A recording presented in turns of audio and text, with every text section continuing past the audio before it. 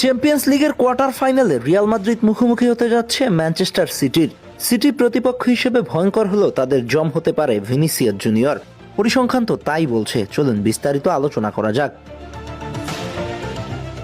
ইউরোপের বড় মঞ্চে যখনই ইংলিশ ক্লাবের মুখোমুখি হয়েছে ভিনিসিয়াস জুনিয়র, তখনই যেন দেখা গেছে এক অন্য ভিনিকে। গতি, ড্রিবলিং আর ভয়ঙ্কর সিদ্ধান্ত নেওয়ার ক্ষমতা দিয়ে প্রিমিয়ার লিগের জায়ান্টসদের রক্ষণভাগকে বারবার বিধ্বস্ত করেছেন তিনি। পরিসংখ্যান বলছে ইংলিশ ক্লাবগুলোর বিপক্ষে মাত্র 24 ম্যাচেই তার গোল কন্ট্রিবিউশন 19, যা একজন উইঙ্গারের জন্য অবিশ্বাস্য ধারাবাহিকতা। বিশেষ করে ম্যানচেস্টার সিটির বিপক্ষে ভিনির পারফরমেন্স যেন আলাদা গল্প। আধুনিক ফুটবলের অন্যতম শক্তিশালী এই দলের বিপক্ষে 10 ম্যাচেই তিনি সরাসরি জড়িত 7টি গোলে। বড় ম্যাচে বড় তারকা হয়ে ওঠার যে ক্ষমতা, সেটাই বারবার প্রমাণ করেছে ব্রাজিলিয়ান এই উইঙ্গার। কোয়ার্টার ফাইনালে হবে নাকি আরও একবার ভিনি বন্দনা?